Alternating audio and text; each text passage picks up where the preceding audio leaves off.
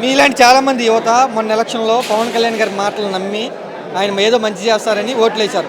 ఇప్పుడు medical college ప్రైవేటీకరణ జరుగుతూ ఉన్నా ఎందుకని ఆయన సైలెంట్గా ఉన్నారు? ఎందుకని చెప్పాలంటే తను ముఖ్యంగా చంద్రబాబు నాయుడు అనే వ్యక్తికి దత్తపుత్రిగా తయారవడమే కాకుండా తను ఒక ప్యాకేజీ తీసుకుని అమ్ముడిపోయాడు అనే విషయం ఖచ్చితంగా తెలుస్తూ ఉంది.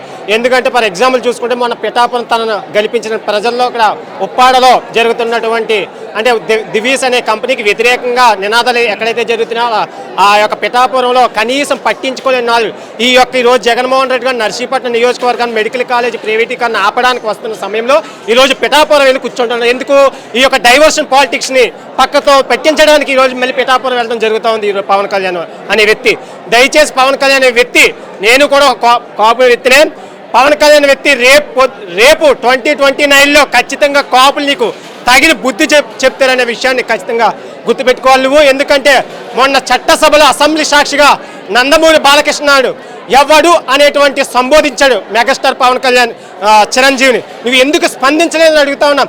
ఆ రోజు మా జగన్మోహన్ రెడ్డి గారు సాధారణంగా ఆహ్వానించి సినిమా ఇండస్ట్రీ అన్ని కూడా సాధారణంగా సినీ ఇండస్ట్రీ అన్ని కూడా సాధారణంగా ఆహ్వానిస్తే ఎంతో మర్యాదగా రాజా అన్ని చేస్తే నువ్వు మా అన్నయ్యని అవమానించావని చెప్పి ఆ రోజు గగ్గోలు పెట్టిన వ్యక్తివి ఈరోజు బాలకృష్ణ ఎందుకు విమర్శించలేదంటే నువ్వు ఖచ్చితంగా చంద్రబాబు అనే వ్యక్తికి ఖచ్చితంగా నువ్వు అమ్ముడిపోయిన విషయాన్ని ఖచ్చితంగా ఈ యొక్క రాష్ట్ర ప్రజలు ఖచ్చితంగా గమనిస్తూ ఉన్నారన్న విషయాన్ని గుర్తుపెట్టుకో.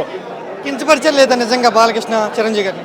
ఖచ్చితంగా మీరు రికార్డులు చూసుకున్నట్లయితే ఖచ్చితంగా కించపరిచే విషయం కనబడుతుంది. అవసరమైతే స్థానికంగా ఉన్నటువంటి స్పీకర్ అయ్యన్న పాత్రుడు ఒకసారి సభాపతి కాబట్టి రికార్డులు తీయమని చూడండి.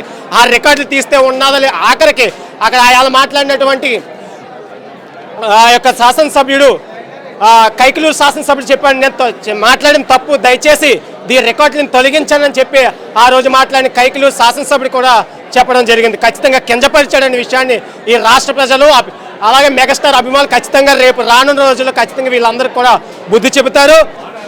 మొన్న ఎలక్షన్లో పవన్ కళ్యాణ్ గారు మా అన్నయ్యని కించపరిచారు జగన్ అని విమర్శించారు. ఆ మాటను నమ్మారా మీలాంటి? ఖచ్చితంగా నమ్మం. అలాగే మా కాపుడు అని చెప్పి వేసాం. కానీ ఆ రోజు జగన్మోహన్ రెడ్డి గారు కాపు నేస్తామని చెప్పి 45 సంవత్సరాలు ఉన్నటువంటి ప్రతి మహిళ అకౌంట్లోకి కాపు నేస్తం వేశారు. ఈ రోజు కాపులకి న్యాయం చేస్తానని చెప్పిన పవన్ కళ్యాణ్ మన కాపుల బిడ్డలకి నువ్వేం చేసావని మేము అడుగుతా ఉన్నాం సూటిగా. నువ్వు ఏం చేసావు? కనీసం రాష్ట్ర ప్రజల్లో ఉన్న కాపులకి కాదు, కనీసం నువ్వు గెలిపించిన పిఠాపురం కాపులకి నువ్వేమైనా చేసావని మేము అడుగుతున్నాం. మీరేమంటారు? ఈసారి ఎట్లా ఏమన్నా ఆలోచన చేస్తారా ఆ సామాజిక వర్గం వాళ్ళు? ఖచ్చితంగా ఆలోచన కాదు, 100కి 100% కాపులకి జగన్మోహన్ రెడ్డి గారు పక్షాన్ని నిలబడతాం. 2029లో ఖచ్చితంగా జగన్మోహన్ రెడ్డి గారిని అధికారంలో తీసుకురావడానికి యువత కాదు, ముఖ్యంగా మా కాపు బిడ్డలందరూ కూడా కష్టపడతామన్న విషయాన్ని గమనించాల్సిందిగా కోరుచున్నాను. గారు వెంటనే మొన్న లెటర్ రిలీజ్ చేశారు. మరి లెటర్ ఆయన రిలీజ్ చేసినా పవన్ కళ్యాణ్ ఎందుకని మాట్లాడతలేదు? క్లియర్గా కనబడుతుంది.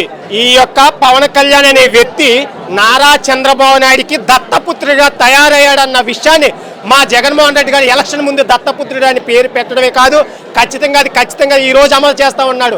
ఈ రోజు నిజంగా చెప్తే జ్వరం వస్తే మరి ఇక్కడ విశాఖపట్నం కాదే ఈ ఆంధ్ర రాష్ట్రంలో చాలా హాస్పిటల్, మల్టీ స్పెషల్ హాస్పిటల్ ఉన్నాయి. మరి హైదరాబాద్ ఎందుకు పారిపోయాను అంటే మన రాష్ట్రంలో విద్య లేదని వైద్యం లేదని ఒప్పుకున్నట్టే కదా. ఒక రాష్ట్ర ఉప ముఖ్యమంత్రిగా ఉండి పక్క రాష్ట్రానికి నువ్వు ఎందుకు వెళ్ళావు? ఉండొచ్చు, నువ్వు పార్టీ నీకు అక్కడ తెలంగాణలో ఉండొచ్చు, నువ్వు ఎందుకు వెళ్ళావు అని అడుగుతా ఉన్నాం మేము. మరి రాష్ట్రంలో వైద్య కళాశాలలు లేవా, లేదా హాస్పిటల్ లేవా, డాక్టర్లు లేవా అంటే లేదని మీరు ఒప్పుకున్నట్టే కదా. అంటే అటువంటి దౌర్భాగ్యమైన పాలన మీరు చేస్తున్నారు కాబట్టి నువ్వు హైదరాబాద్ వెళ్ళి రాత్రిలో ఉటాన హాస్పిటల్ చూపించుకోవడం జరుగుతుంది.